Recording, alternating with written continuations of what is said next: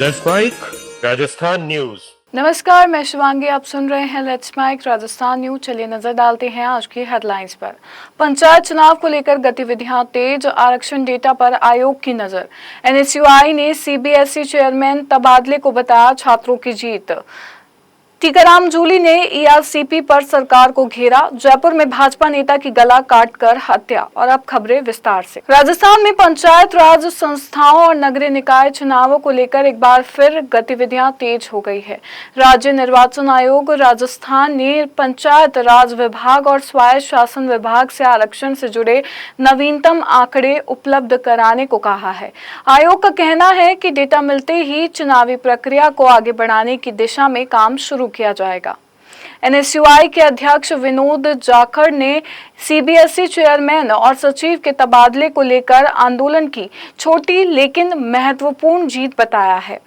उन्होंने कहा कि अभी शिक्षा मंत्री धर्मेंद्र प्रधान की जवाबदेही तय होना बाकी है। जाखड़ ने कहा कि प्रभावित छात्रों को न्याय मिलने तक एनएसयूआई का संघर्ष जारी रहेगा। उन्होंने दावा किया कि छात्रों, अभिभावकों, शिक्षकों और एनएसयूआई की आवाज अब दबाई नहीं जा सकती तथा संगठन सड़कों से लेकर अदालत तक लड़ाई लड़ता रहेगा। साथियों नमस्कार। साथियों, जिस तरीके से सीबीएसई का जो छात्रों के साथ अन्याय हुआ, उनको बहुत सारी परेशानियों का सामना करना पड़ा, घोटाला सामने आया, आज सरकार ने उनको वास्तविकता में मान लिया है। एनएसयूआई के लिए बड़ी जीत है। एनएसयूआई सड़कों पे रही, आंदोलन किया और नेता प्रतिपक्ष राहुल गांधी जी पहले दिन से ही सीबीएसई के छात्र छात्राओं की आवाज उठा रहे थे।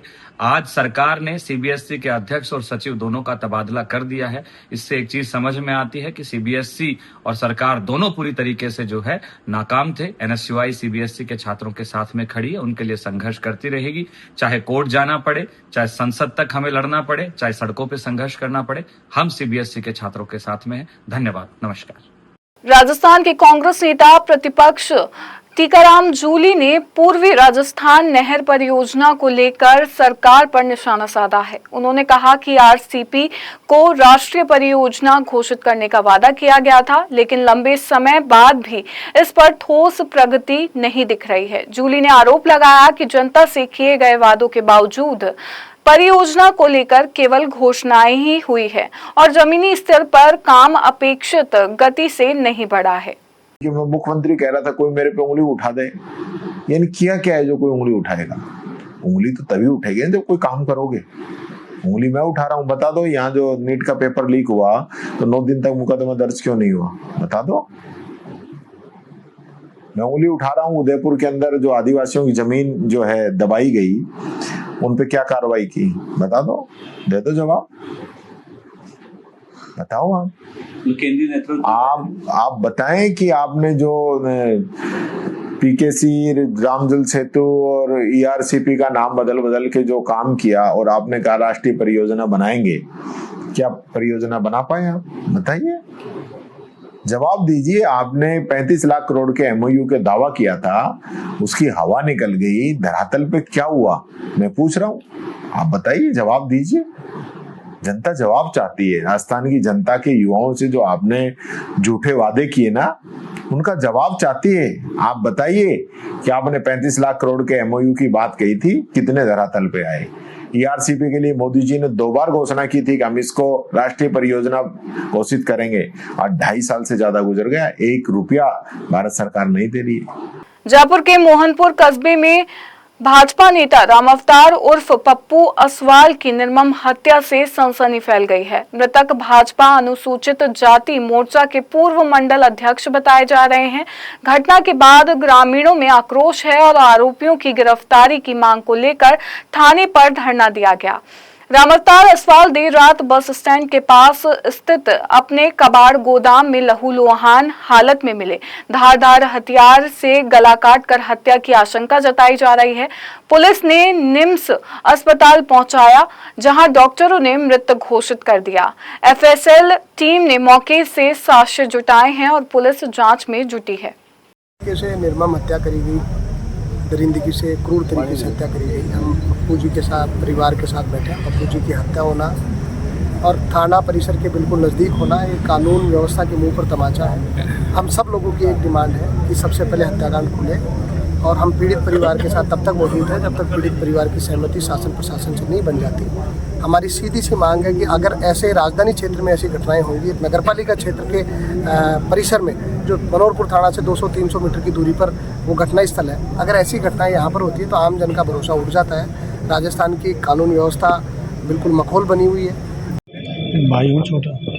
क्या बात हुई थी आपके भाई के साथ? भगवान जाने क्या बात हुई। दुकान पे हमने उनको फ़ोन किया, घर पे नहीं आए 8 बजे तक। हमने फ़ोन किया, फ़ोन उठाया नहीं उन्होंने। फिर मैं अपने बच्चों को भेजा, मगर जब बड़े पापा को देख के बड़े पापा को देखने के बाद पापा दुकान तो खुली हुई है, बड़े पापा नहीं है यहाँ। तो मैं क्या ताला लगा के आ जा, मोटरसाइकिल भी यहीं खड़ी है और ताला का कहाँ मिलेगा, मगर अंदर देख उसमें मिलेगा, उसमें क्या बोलते हैं उसको, और कुछ मिल जाएगा। तो वो ताला देखने गया तो उसको बस वहीं पे वो तो चिल्लाने लगा जोर से, बड़े पापा भाग के आ जाओ, फटाफट भाग के आ जाओ, पापा का तो कोई गर्दन काट गया।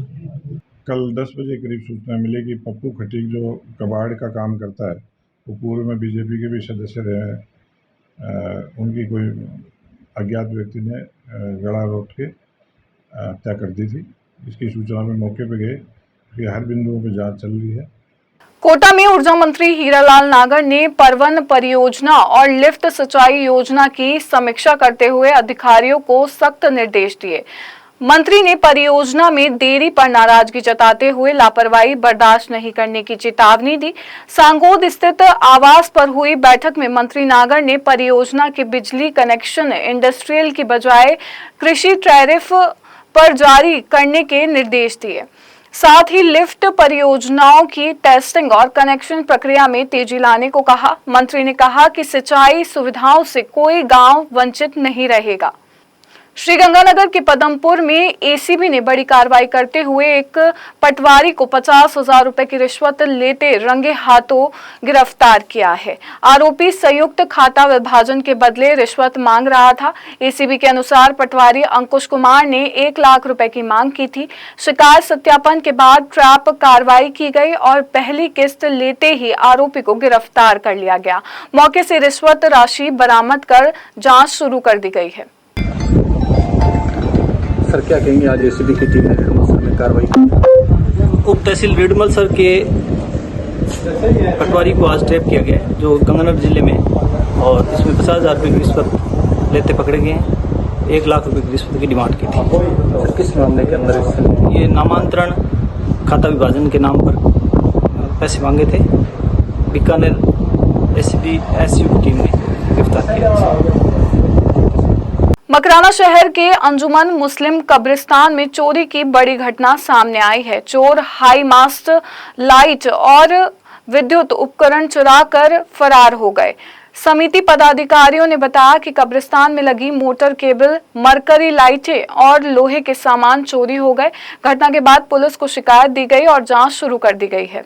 रायसिंह नगर विधायक सोनलाल नायक ने पंचायत समिति में जन सुनवाई कर लोगों की समस्याएं सुनी और संबंधित अधिकारियों को समाधान के निर्देश दिए। जन सुनवाई में ग्रामीणों ने बिजली, पानी और सड़क जैसी समस्याओं को विधायक के सामने रखा।